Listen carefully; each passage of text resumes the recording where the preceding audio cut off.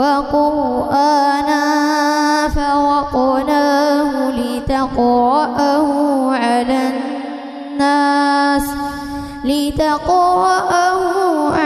الناس على مكث ونزلناه تنزيلا.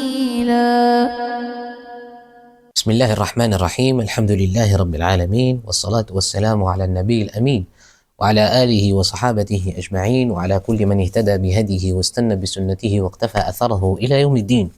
وبعد، هذا الدرس الرابع من دروس التجويد، وإن شاء الله تعالى سوف نرى فيه درس القلب والإخفاء للنون الساكنة والتنوين، بعد أن رأينا درس الإظهار والإدغام. إذن نبدأ على بركة الله. الحكم الثالث: القلب. القلب معناه تحويل الشيء عن موضعه، يعني معنى القلب أن يكون هناك شيء في حالة ثم نحوله من موضع إلى موضع أو من حالة إلى حالة.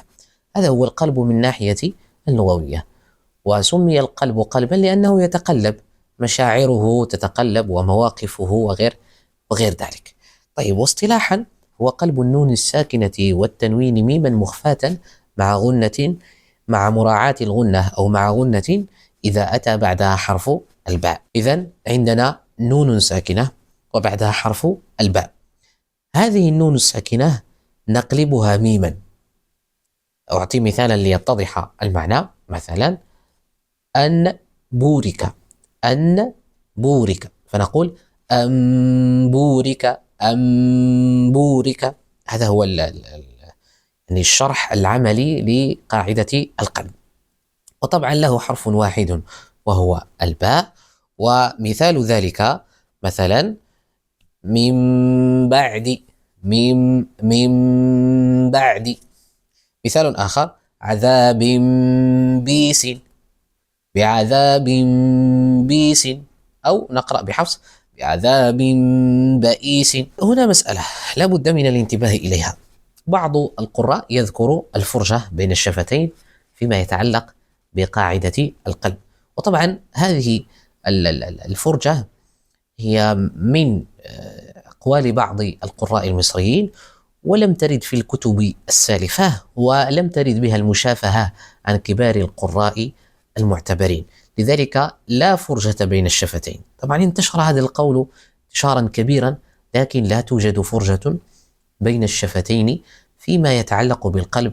نعم، نضع الشفة العليا على الشفة السفلى دون كز، يعني دون شد، ولا يكون هناك فرجة. من بعد عذاب بيس، هكذا. أما إذا كان هناك فرجة فليست هناك ميم أصلا، لأن الميم لا يمكن النطق بالميم مع فرجة بين الشفتين. طيب، ثم الحكم الرابع: الإخفاء. الإخفاء لغة هو الستر، أن تستر شيئا، هذا أخفيته يعني سترته. واصطلاحا نطق الحرف بصفة بين الإظهار والإدغام مع بقاء الغنة عند الحرف الثاني. إذن الإخفاء هو أن ننطق بين الإظهار والإدغام. رأينا في الإظهار أننا ننطق النون عادية، يعني ما فيها زيادة ولا نقصان. رأينا في الإدغام أننا ندخل النون بحيث لا يظهر منها شيء. في الإخفاء لا ننطق بها خالصة بينة، ولا نخفيها، يعني لا ندغمها إدغاما تاما، يعني بين هذا وذاك، بين هذا وذاك. وطبعا له 15 حرفا، اللي هي الصاد والذال والثاء والكاف والجيم والحاء والشين والقاف والسين والدال والطاء والراء والزاي عفوا والفاء والتاء والضاد والظاء. وطبعا لونت الحروف الاستعلاء التي هي الصاد والقاف والطاء والضاد والظاء. بقي الخاء هو من حروف الإظهار. بقية الحروف التي لونتها باللون الأزرق تكون عندها الغنة مفخمة، لذلك قلت تكون غنة الإخفاء مرققة إلا عند حروف الاستعلاء تفخم. يعني مثلا سنأتي بمثال للذال: من ذرية، من ذرية. وطبعا هنا لا بد أن نذكر مسألة: إذا ألصقت اللسان بالحنك الأعلى عند نطقك للنون المخفاة، فتكون هناك نون ممططة ممددة فقط من غير إخفاء. لا تقل من ذريتي، غلط. من من ذرية آدم، من ذريتي. كذلك من تراب. لكن عندما يكون هناك حرف من حروف الاستعلاء التي هي الصاد أو القاف أو الطاء أو الضاء أو الظاء أو الضاد، هذه الحروف تكون عندها الغنة مفخمة. من ضريع، من ذرية، من ضريع. إذا هناك فرق في النطق، وهناك فرق في الصوت. طيب، سوف نرى أمثلة لذلك. مثلا وانصروا، هذا حرف الصاد، صد من كلمتين، صدوكم، صدوكم. الصاد من كلمتين أيضا، عمل صالح، طبعا هذا تنوين، عمل صالح، تكون غنة مفخمة، ولا نضع اللسان في الحنك الأعلى، يعني لا نلصق اللسان بالحنك الأعلى. مثال الذال، أنذرتكم، مثاله من كلمتين، من ذكر، مثاله في التنوين، رفيقا ذلك، مثال الثاء، كالأنثى، وإذا قرأت بحفص تقول كالأنثى. طيب، مثاله من كلمتين، فمن ثقلت. أنا أعيد هذه الأمثلة ليتعلم الطالب كيفية النطق. مثال، قولا ثقيلا، أنكالا، مثال الكاف من كلمتين، ومن كان. مثال الكاف من كلمتين مع التنوين، عليا كبيرا. طيب، مثال الجيم، والإنجيل، وإذا قرأت بحفص تقرأ بالهمز، والإنجيل.